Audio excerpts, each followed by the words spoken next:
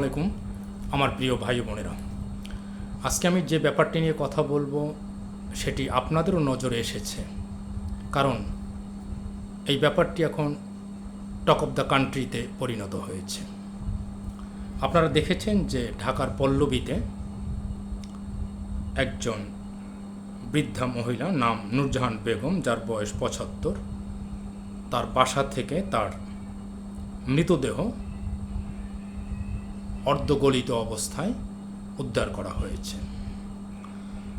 ধারণা করা হচ্ছে যে তিনি হয়তো কমপক্ষে ৭ থেকে ৮ দিন আগে মৃত্যুবরণ করেছেন, যখন তার পাশে কেউই ছিল না, তিনি একমাত্র একাই বাসায় ছিলেন। তার পারিবারিক ব্যাকগ্রাউন্ড যদি বলি, সেটা শুনলে আপনাদের চোখ কপালে উঠে যেতে পারে। তার স্বামী ঢাকা ইউনিভার্সিটির শিক্ষক ছিলেন এবং তিনি ৫ বছর আগে মারা গেছেন। তার এক ছেলে যুগ্ম সচিব হিসাবে কর্মরত, বর্তমানে মোংলা বন্দরে তিনি আছেন। আর এক ছেলে বুয়েটের শিক্ষক, আর এক ছেলে কানাডা প্রবাসী, আর একটা মেয়ে, তিনি ঢাকাতে একটা স্কুলে শিক্ষক হিসাবে কর্মরত আছেন। অর্থাৎ তার ছেলেমেয়েরা তাদের জীবনে নিজ নিজ ক্ষেত্রে পরিপূর্ণ সফল। বলা যায় শুধুমাত্র বিফল হয়েছেন তিনি, ব্যর্থ হয়েছেন তিনি, কারণ তার মৃত্যুর সময় তার ফ্ল্যাটটিতে যে পরিবেশ ছিল খুবই নোংরা, এলোমেলো। তার মানে হচ্ছে ওইখানে তাকে দেখাশোনার জন্য কোনো লোক ছিল না।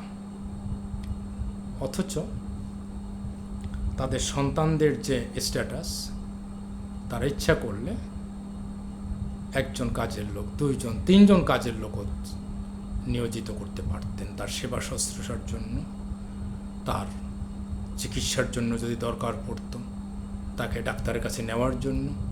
এরকম ব্যবস্থা কিন্তু তার সন্তানেরা করতে পারতেন।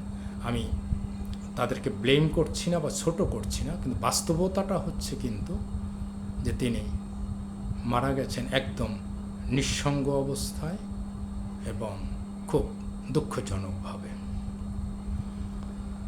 তার মানে হচ্ছে যে আমরা বেশি শিক্ষিত হচ্ছি, বেশি প্রতিষ্ঠিত হচ্ছি, কিন্তু আসল জায়গাটিতে আমাদের কিন্তু গ্যাপ থেকে যাচ্ছে। তার মানে emotional attachment for other members of the family, এটা কিন্তু খুব লুজ থেকে বেশি লুজ হয়ে যাচ্ছে। এটা কিন্তু আসলে খুব একটা বেশি ভালো কিছু নয়। আরেকটা জিনিস আমরা যদি একটু খেয়াল করি, এই যে প্রতিষ্ঠিত ছেলে মেয়েরা যারা রয়েছে, তাদের ব্যস্ততার অজুহাত দিয়ে হোক বা অন্য কোনো অজুহাত দিয়ে হোক, তারা যে খোঁজখবর নিল না, তার কিন্তু সন্তান আছে। তার সন্তানেরা কিন্তু এগুলি দেখবে যে আমার বাবা বা আমার মা, আমার দাদি বা নানির খুব একটা বেশি খোঁজখবর রাখেনি এবং তিনি এভাবে মৃত্যুবরণ করেছেন, এবং সেটা সারা দেশের, সারা পৃথিবীর মানুষ কিন্তু মানে এই অনলাইনের যুগে সব দেখতে পেয়েছে। তার মানে তারা যদি এরকম লেসন গ্রহণ করে ওই সন্তানেরা, সেটা কিন্তু এই প্রতিষ্ঠিত সন্তানদের জন্য একটি বলা যায় খুব অশনি সংকেত।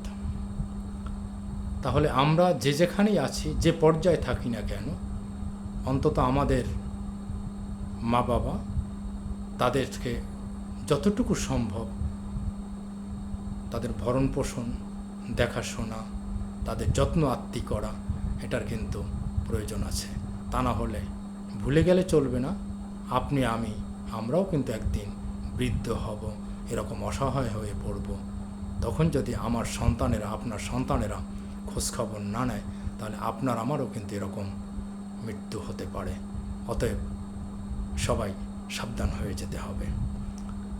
আমরা একই সাথে যে বৃদ্ধ মহিলা নূরজাহান বেগম মারা গেছে, তার আত্মার শান্তি কামনা করছি একই সাথে আমাদের অনুরোধ হবে তার সন্তানরা যেন অন্তত সচেতন হয়। যদি এখন সচেতন হলো তার মাকে তারা ফেরত পাবে না, তারপরও তারা সচেতন হয় যে তারাও কিন্তু কারো না কারো বাবা অথবা মা। সবাই অনেক ভালো থাকবেন, সুন্দর থাকবেন।